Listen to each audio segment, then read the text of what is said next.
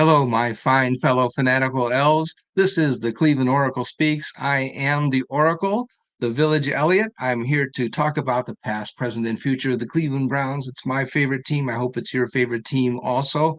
I'm going to talk about the newest Cleveland Brown. That is Justin Hardee, who is a special teams ace, so much so that he was selected for the Pro Bowl as a special teams gunner, not as a return guy, but the guy that comes down and clobbers people on coverage. He made the Pro Bowl as a gunner. That's not easy to do. He is now a Cleveland Brown. He was a New York Jet. That's where he made a name for himself. And the buzz is that he's going to be a tremendous addition to the team because why? The NFL has instituted a new kickoff rule, and it behooves all teams to have special ability on kickoff coverage. Oh, well, um, I think we need to examine this in greater detail. I don't think people are understanding this problem in exactly the right way. But the basic point is true that the kickoff rule is changing and that there's going to have to be a reaction to it, both on the return game and on the coverage game. We're going to talk about that. And we're going to talk about Mr. Justin Hardee as well. So, point is that they did sign Justin Hardee, and he is a very talented football player, and he's from Cleveland, Ohio. So, welcome home, Justin. He, as I mentioned, is a Pro Bowler, made it with the New York Jets. That's not easy to do, man. You know, the New York Jets are famous for their ineptitude and doing things the hard way.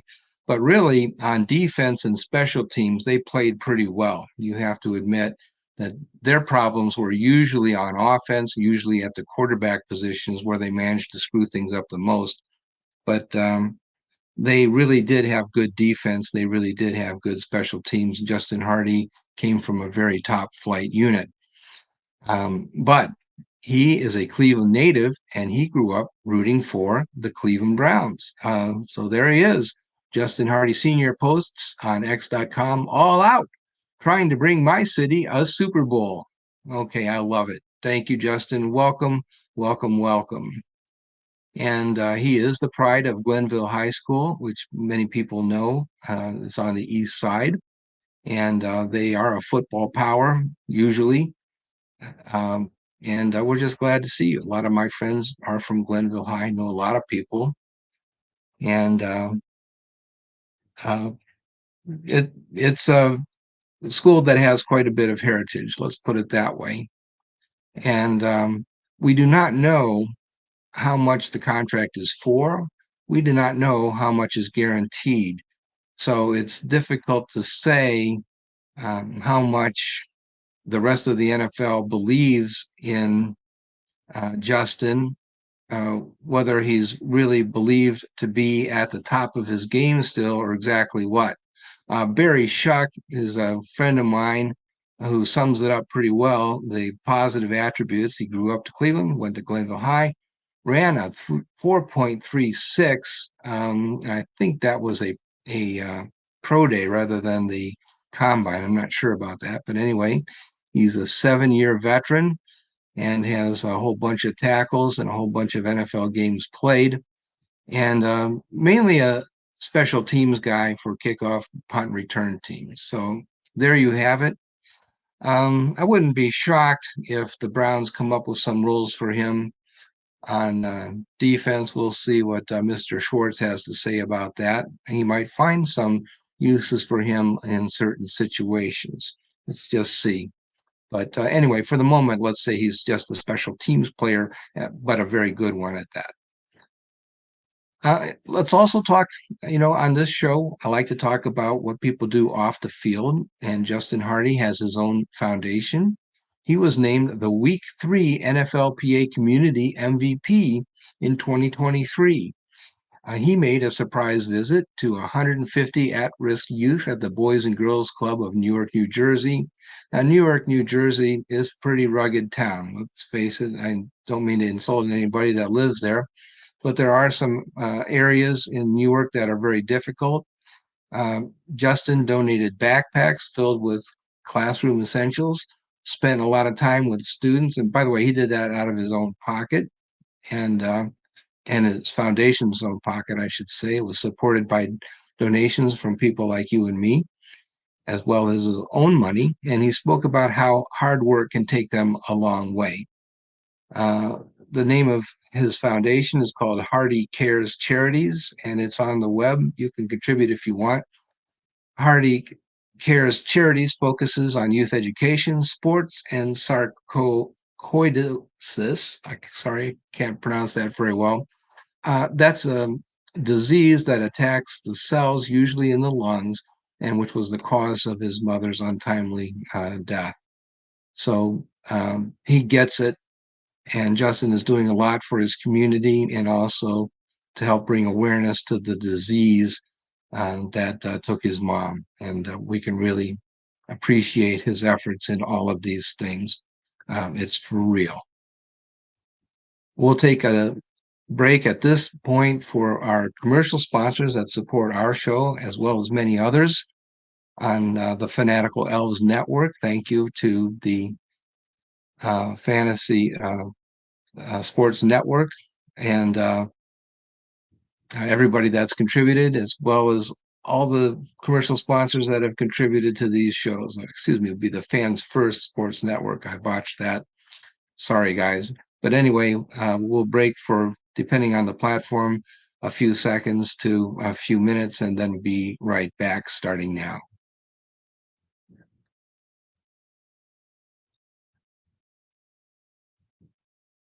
And we are back.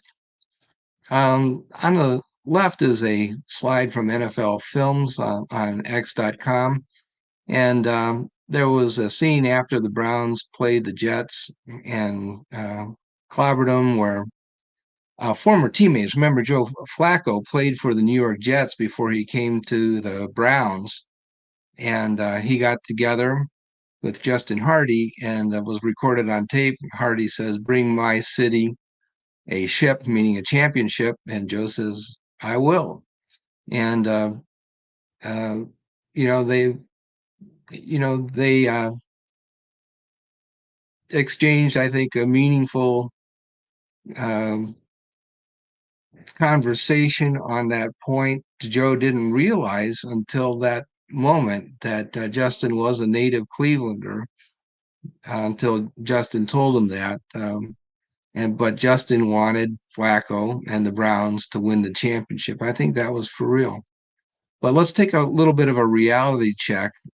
Um, it's not all optimism. There's some reality that we need to think about.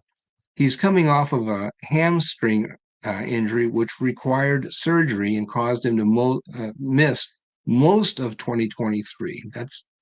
That's pretty nasty stuff when you have to have surgery to repair a hamstring injury. Ouch. He's 30 years old now. That's kind of a magic number for football. Excuse me, football players. He basically has to prove himself all over again. It's not 100% sure that he'll even make the team. There's all these young rookies that are going to try to take his job away. Now, the presumption is that the new kickoff return rules are going to make him even more valuable and even more important. But is that really true? I don't know. Let's think about that. Let's really think about what's going on here. Now, the short of it is the buzz is that, oh, well, they're using the XFL kickoff rule. But that's not really true. It's based on the XFL kickoff rule, but there's some significant changes. Now, what happens is that as you can see here, there's guys on the kickoff team that are lined up here, and the receiving team here. Guy that's going to receive the ball is back here, and the kicker is back here. The kickoff guy is back here. And so the kicker lines up at the 35-yard line, and the other 10 guys on his team is lining up at the 40. Well, that's not the 40. It's that's the 35, because that's the XFL, and we're talking about what the NFL is going to do. So we're lining up at the 40. The XFL was at the 35. The receiving team lines up 7 players with 1 foot on the 35-yard line. So that would be this line here, except move it up 5 more yards. And then 2 players get between the 35 and the 30. So in this zone over here, for those of you who have visual, depending on the platform that we're carrying it. And then the receiver and one other player, I guess, are allowed to freelance. That's how I understand the rule. So that's what's going on. So they don't have high-speed collisions where you get to have a 50-yard head start and then run into somebody. You're going to have a 5-yard head start and then run into somebody, except there are a few bodies that get to accelerate, try to turn the corner, and make a touchdown on the receiving team. So that's what you are looking at. I've got 3 comments about this. Number 1 is that this is not the XFL's rule that has been widely tested at the XFL level. It is not the same. The XFLs, we pointed out before, kicker lines up at the 30, and the teammates line up at the 35. The return team lines up at their 30. Now the NFL has moved it up to a different yard line. They've moved it up 5 more yards, and then they're also keeping some of the players back. There's only 7 players on the return team that line up on this new kind of modified line of scrimmage, if you will. And there's 2 players that are back a little bit further, and 2 others, one to receive and another, I guess that's sort of a freelance blocker that just line up in kind of wherever they want, as far as I understand it. So this is not the same as the XFL's rule. And in the XFL, you had 10 guys that were lined up on the line of scrimmage for both teams, and only the kicker and the returner are the only players that were allowed to move until the ball is fielded. That's not the case with the NFL's version. Of course, the NFL had to improve it. But the point is, okay, now there's a different rule, but nobody has ever tried the NFL's version. It's never been tried in a game, as far as I know. So how is it really going to work? Well, we'll find out. But it's never been used in the game, and so there's going to be all kind of people trying to figure out trick plays and figure out how to make it work and what's going to be the best way to use the 2 players that are behind the line of scrimmage and all that kind of stuff. So, okay. By the way, I couldn't count to 3 here. That's supposed to be 1, 2, 3 instead of 1, 1, 2. But okay, you know what I mean. The 3rd comment is that this is very important for Justin Hardee. There's a certain kind of skill set that's required to be the gunner on special teams. And that means that you're lining up on the line of scrimmage when the ball's kicked, and you run down the field, 50 yards or whatever, and tackle some guy at high speed. Now, do those search and destroy skills of the gunner translate to excellence in the new format? Where you're kind of like a defensive back or a linebacker or something, and you're standing on a line of scrimmage. You're not moving until the guy catches the ball. I don't really see that those are the same skills at all. In fact, I don't even know what skills are that are required to be good on the kickoff team. Do you want linebackers, or do you want cornerbacks, or do you want strong safeties? Who is it that you really want to have on the team in order to contain the guy that's running back the kickoff? I'm not real sure.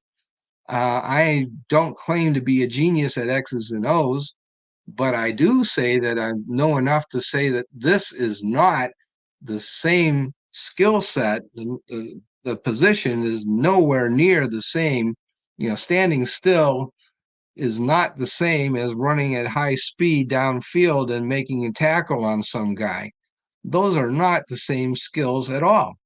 I don't see why a gunner on the old style is going to be better than a conventional defender, say a cornerback or some other defensive back that plays on the periphery of the defense. I don't understand why they would be that similar. So this is not a slam on Justin Hardee or any other gunner, but I don't see that the gunner uh, skill set applies to this new kickoff. Now, it may still apply on the punt returns, assuming that they are going to use those uh, same punt rules that they've had in the past few years. But I don't know that the kickoff is going to be carried out uh, using those skills or not. So let me conclude with a completely wild thought, and this may not be realistic at all, but I will tell you this: that there is somebody that comes to mind as the world's greatest at figuring out the implications of new rule changes, and particularly on special teams. This guy would work with his former pupil, Bubba Ventrone, and might not do it because he's so famous and it might be considered a step down. But the intricacies of working on new plays and a new format on special teams might appeal to him as such an interesting problem that he might not be able to resist becoming a consultant in the preseason. I think we ought to give a phone call at least to Mr. Bill Belichick, our former head coach, and see, Bill, would you like to consult with us in the preseason? This is not going to impact your ability to become a head coach during the season. If somebody fires their coach, you could still do that job. But this is such an interesting problem that I think you might really like to work on this and kind of solve how to play both the kickoff and the return plays. This is just really a fascinating problem. Um, I think it's worth a shot, Andrew. Why don't you give Bill's agent a call and see whether he'd be interested in that? I think it's just a fascinating problem. I do not believe that the traditional skills of traditional special teams players are going to necessarily map to the new skills that are required to play with this new rule. It's so vastly different. I think you're going to look at a totally different kind of specialist. That's what I think. Maybe not what you want to hear if you're um, Justin Hardee or somebody else that makes a living on uh, kickoff returns or kickoff coverage, I should say.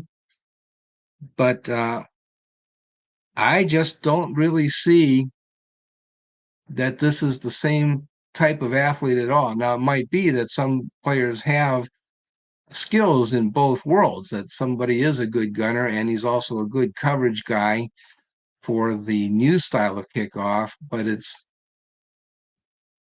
very possible that there are guys that are good at one and not the other, and that there may be some guys that will find a new lease on life because this new kickoff rule completely suits their particular skill set. We'll just have to see. I just think it's a fascinating problem, and it's going to be for sure a real challenge to Bubba Ventrone to figure out how to make new plays with this new formation. I don't really think the NFL knows what they're doing. I think they thought, oh, this will be cool if we mess around with the XFL's rule and come up with some new flexibility and stuff. But I don't know that they know how it's going to work. Um, I think there's loopholes that people are going to exploit. People are going to make big controversies, and people are going to score last second touchdowns in ways that others perceive as totally unfair. It's going to be a mess. Um, Bill Belichick is the guy that would completely love this. He would create all these loopholes in the rule and make a mess of things, beat the Steelers with it, beat the Ravens. He would love it. Oh my God. But that's the way I think it's going to go. I think nobody knows how the rule is going to work. Nobody knows the loopholes. Nobody knows how to defend against it. Belichick would be able to figure it out. If there's any way to convince him to just consult with us in the preseason and help draw up some plays and some trick plays and stuff like that, I think it would be awesome. I don't know if he'd do it or not, but it's worth a shot. Andrew, please give him a call, see if he'd be interested just for the preseason to drop some plays with his former pupil, Bubba Ventrone. What the heck? But in any case, we do have a guy that plays special teams in Justin Hardee. He's a great athlete. Welcome back, or welcome to Cleveland, I should say. He has never played with the Browns before, but he's been a member of Cleveland and knows all about Browns football. And he'll be a great addition to the team, I'm sure. Take care now, everybody. I'll talk to you again real soon. And in the meantime, go Browns.